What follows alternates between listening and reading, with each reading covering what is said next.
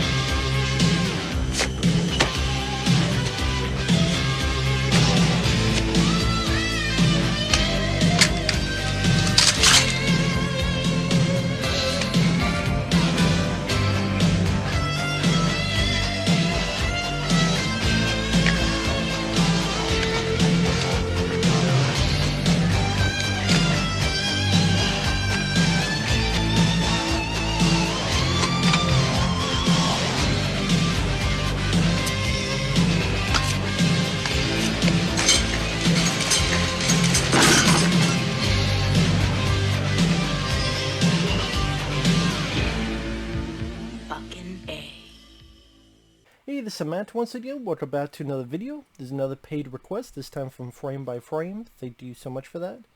For those interested in requesting pretty much any type of videos, topics, reactions, reviews, randomness, whatever, feel free to send it either directly to my PayPal or join my Patreon. Both links are down below in the info box.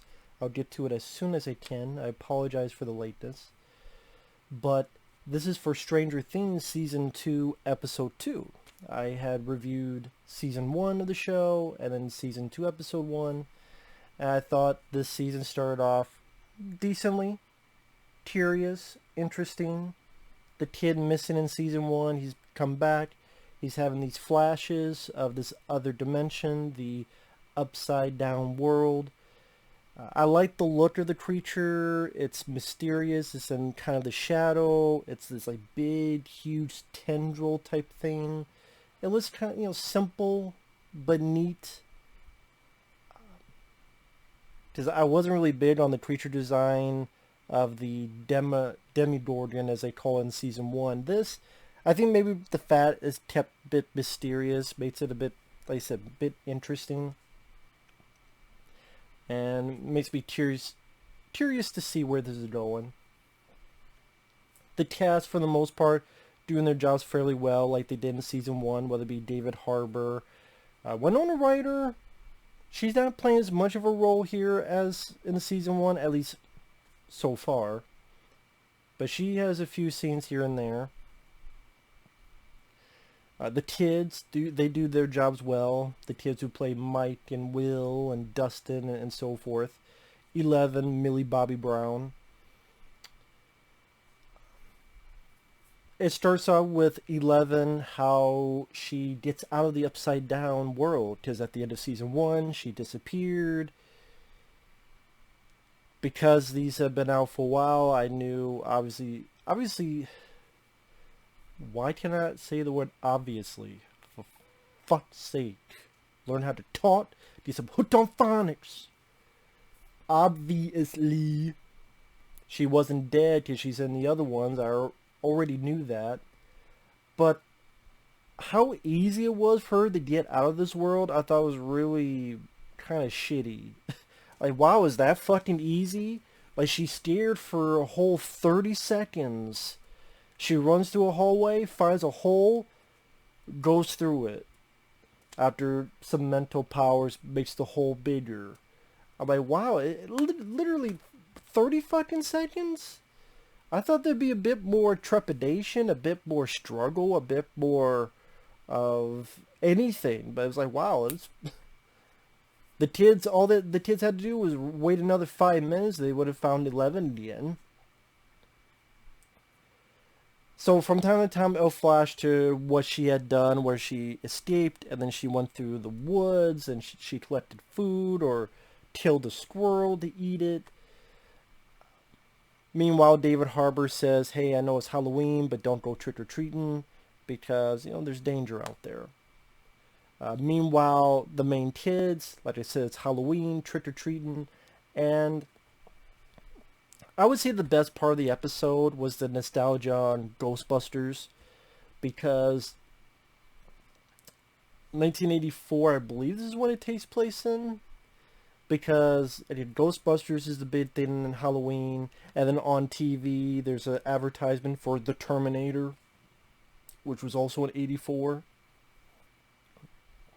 So, and hearing the Ghostbusters theme song is always nice to hear, by Ray Parker Jr. I know when he first did that song, he got a lot of trouble from any new drug. Yeah, Huey Lewis just, oh, that song is similar. Ray Parker Jr., that's similar to my song. What the fuck? When I see it, give me all your money. So I don't know Ray Parker Jr. if he now gets to make money off that song, or what the deal is. Hope so, because I'm sorry, Huey Lewis. Ghostbusters theme is better than your fucking song. I never even thought that was one of your best songs. I need a new drug. I prefer your songs in Back to the Future. Just my opinion. And yeah, I think Ray Parker Jr.'s Ghostbusters theme is better than I Want a New Drug. In fact, I'd rather listen to Weird Al Yankovic's I Want a New Duck.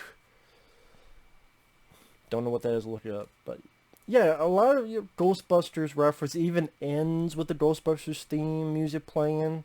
You know, that was a nice fun, nostalgia. Granted, it's nostalgia. It's preying on nostalgia. I think a good chunk of this show is the nostalgic parts of 80s. But at least the acting, at least the score, at least the way it looks, all comes together fairly well. Because I liked season 1. I just didn't love it when I gave it a 5 out of 5 star thing. And yeah, I liked it. I just didn't love it. Here, there's a little bit of issues here and there. Overall, I'm still intrigued. Like I said, I like the kids, the way they bond with each other. I thought the actors are doing their jobs fairly well. I like the David Harbour, Winona Ryder. They're doing a little bit of a bonding. I have a feeling that's going to lead to somewhere, possibly. I know Winona Ryder is with Sean Astin, who's goofing and being Dracula. But yeah, I don't know anything what's coming next, but I have a feeling with Sean Astin, either he's going to get killed off, or he is something to do with the villains. I don't know. I could absolutely be wrong. But I just have some feeling that some form, Sean Astin's going to get out of the way for David Harbour and Winona Ryder's characters. But yeah, Harbour, Ryder, the few scenes of them bonding, the actors worked very well together.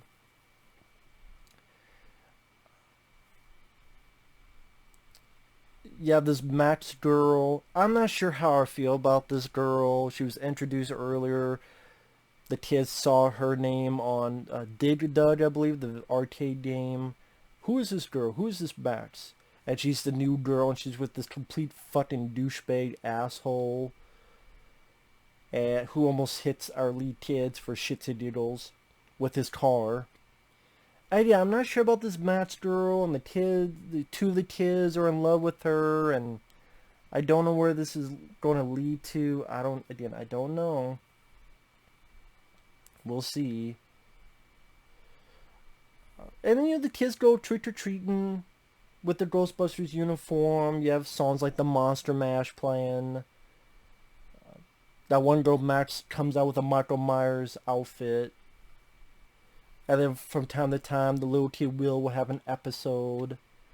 The big tentacle creature thing, I think it's the right idea to hide it in the shadows and the clouds. To give a little bit of anticipation as to what it looks like, and even if it doesn't, again, let us think for ourselves, use our imagination.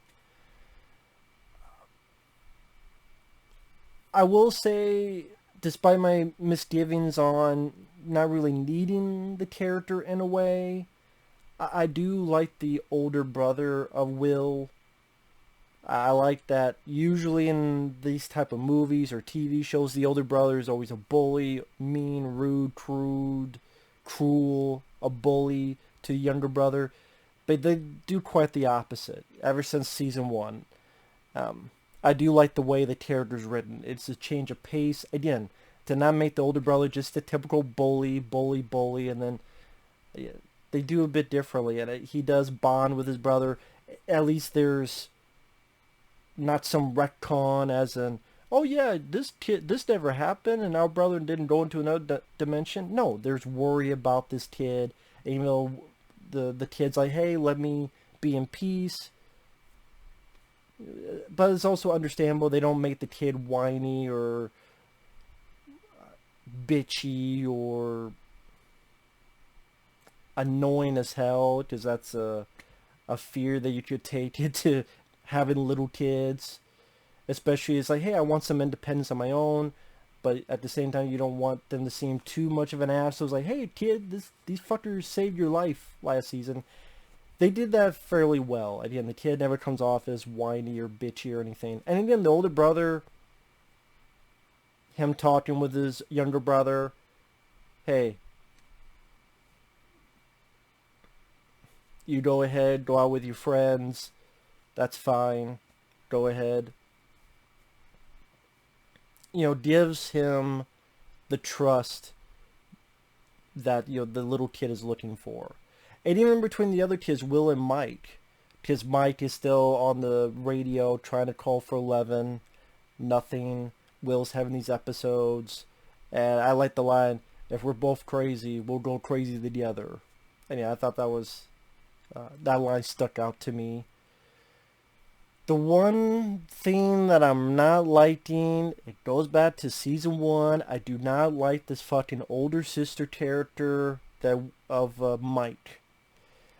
She was one of my least fucking favorite things of season 1, and so far she's one of my least favorite things of season 2. I don't give a shit about the storyline between her and this girl Barb's parents. It's funny because I got a comment recently from a nice guy saying, oh yeah, people actually liked the Barb character and hashtag justice for Barb. I'm like, why? She appeared for like 5 fucking minutes.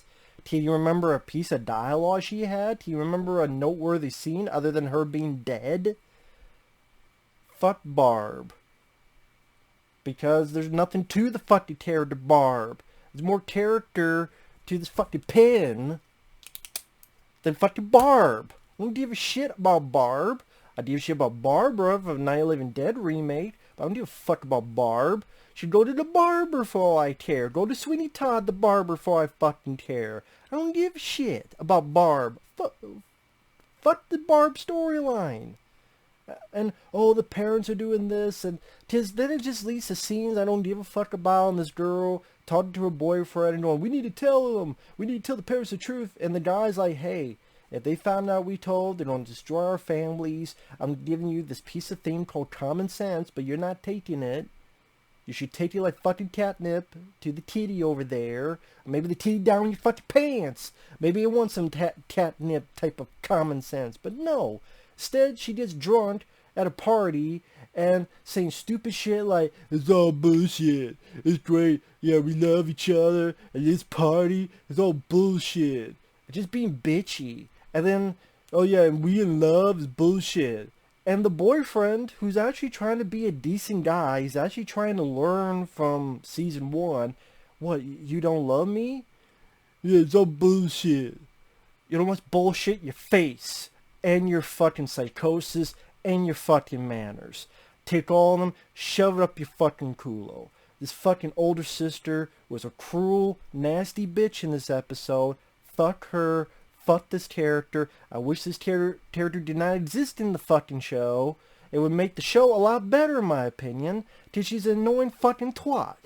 With a capital twat. I don't like this fucking character. I'm getting sick of seeing this fucking character. Anytime I see this character on the screen, I want to fast forward. Can't do it on streaming, but you know, just skip the fucking shit. Please skip it. Fuck. Worst part of the fucking episode. I've said before, one of my themes on season 1, I think you could take those 8 episodes and edit it into a 3-hour miniseries. And I think as a 3-hour miniseries, it would work better. The pacing would work better. the story would go faster, 'tis it went slow as molasses, 'tis it took a story that I think could have worked in 3 or 4 episodes and stretched them to 8 episodes. I hope that's not the case here, but I have a feeling with a lot of these shows that go 8, 9, 10 episodes, they all have that problem. They want to have 8, 9, 10, 'tis it lengthens the episode length, the story length, to get more advertisers, more revenue, more money, more money, more money, more money. Where's Damon Wayans? More money. And yeah, they may get you more money. That doesn't mean it's the right call for the story. Doesn't mean it's the right call for everything in between. So again, my only issues is the older sister of Mike's character, who's being bitchy to her boyfriend, bitchy about everything. She should put a cock in her mouth and shut her face. Not the actress, the character. I can't blame the actress. I blame the way her character's written. And I blame the fact that this character's even in the fucking thing in the first place. Because all the shit she does, you just give it to other characters that are already there. Okay? Easily done. 1, 2, 3. Winona Ryder or David Harbour, or even some of the kids, they could have had a friend who died and blah, blah, blah.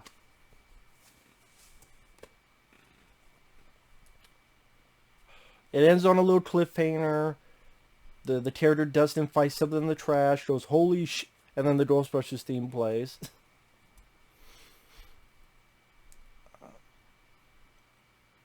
Again, I like the cinematography, the lighting, the way it looks.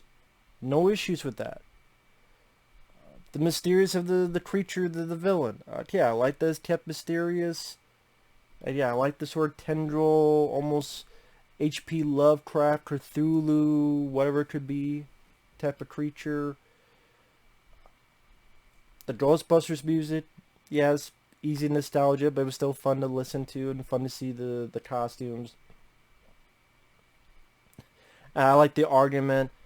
I don't want to be Winston. You be Winston. Why? What's wrong with Winston? Because he's not a scientist, and he came in late. What, I gotta be Winston since I'm black? See, the way that was done was funny and natural, not like trying to be a fist in your face about politics. That seemed like a natural conversation with the way the characters interacted, with the way the conversation came about. That was writing I give a plus to. Didn't come off as anything other than just kids arguing for kids' sake. I said the music, the score, just 11 being that fucking easy to find the way out. I'm like, wow, there was no struggle. No struggle, nothing. Simple as ABC. And then again, the older sister got on my fucking nerves. Other than that, yeah, not a bad episode. We're in episode 2. We still haven't referenced that weird opening in episode 1. That's one thing I didn't mention. Or if I did, I didn't mention enough. The beginning of episode 1 was a bit weird. With this random lady. There's guys and this girl. Guys and girls go into a van being chased by cops. I'm wondering, am I watching Stranger Things? Did I get the right... Is this the right show? And cops are chasing this van. Is this like Daredevil, Punisher? Like what? Oh no, it is Stranger Things.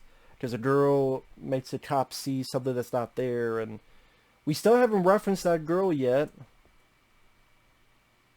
If it's this Max girl, she looks completely different than what I recognize.